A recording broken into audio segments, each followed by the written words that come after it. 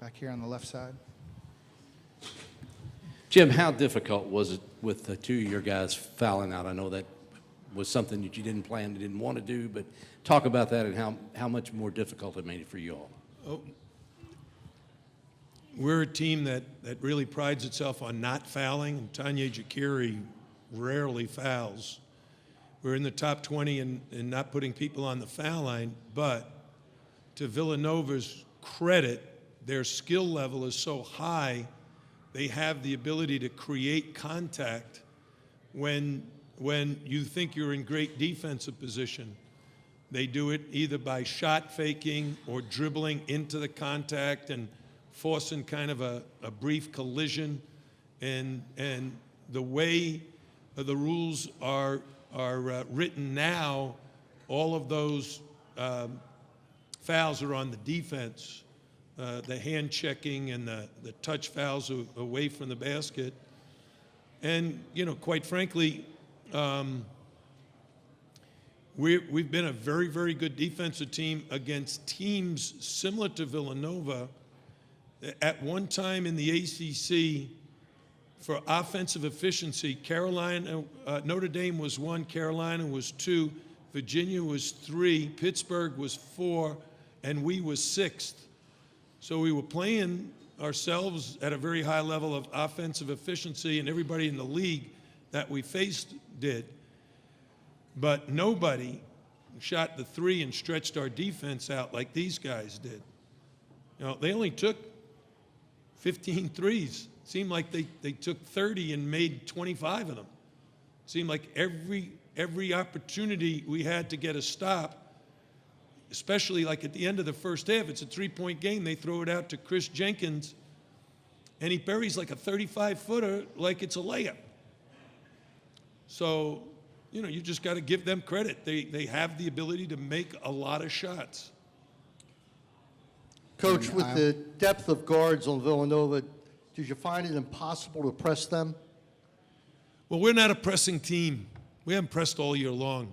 You know, we picked up man-to-man there, but, you know, that was kind of just to try to get our guys playing a little more aggressively defensively. But we haven't been a pressing team all season long. Falling behind is an issue for the way we play defense. Right here in front, Coach. Howie Lindsay, 790 KRD. What have Sheldon and Angel meant to this program? Well, for the last 3 years, they've given me the greatest pleasure as a coach that you could possibly ask from a player. They work very, very hard every day in practice. They've already graduated. They were terrific students.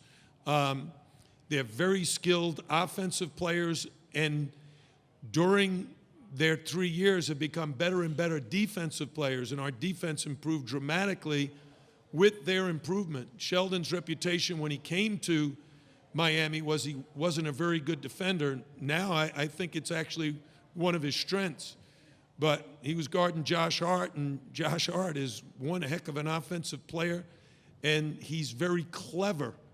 So it's not just his shot-making ability, his ability to read his defender and put him in a bad position and draw fouls. We were fortunate. We got him in a little foul trouble in the first half, but he came back in and really played an overall well-rounded game. Any more questions for Coach? Back in the back standing. Will Clark, WHAS Radio. Did what you saw from Villanova tonight, was that similar to what you saw in setting up a game plan for this, or was it a completely different team than what you were prepared for? No, it looked just like they played against Iowa. We didn't really look at the Asheville game. It was not but we watched them play Seton Hall. We watched them. I watched the Virginia game from way back in, it was either November or early December. That was a great game against two great teams battling. Virginia ended up winning a close ball game because I think they guarded them a little bit better than we were able to do tonight. Back here on the right side. They had such a hot start. You started coming back. How did they stifle your run there? Well, we switched defenses three times. We were playing man, then we switched to a 2-3 zone, then we switched to a 3-2 zone. And each time we switched, we were able to cut a little bit into the lead. As I said, it was 3 with the shot clock winding down when Chris Jenkins makes that three to put it up 6 at the half. It's a huge momentum builder for them. But what really happened to start the second half, we played them very, very well on, I'm not sure if it was the first 2 possessions or 3 possessions, and there was like 1 second left on the shot clock, and they scored on that last second at the rim or made a shot, and that was discouraging to our defense. And they built a 10-point lead again. We tried to cut back into it, but it didn't work. Any more questions for Coach? Okay, Coach, thanks for your time.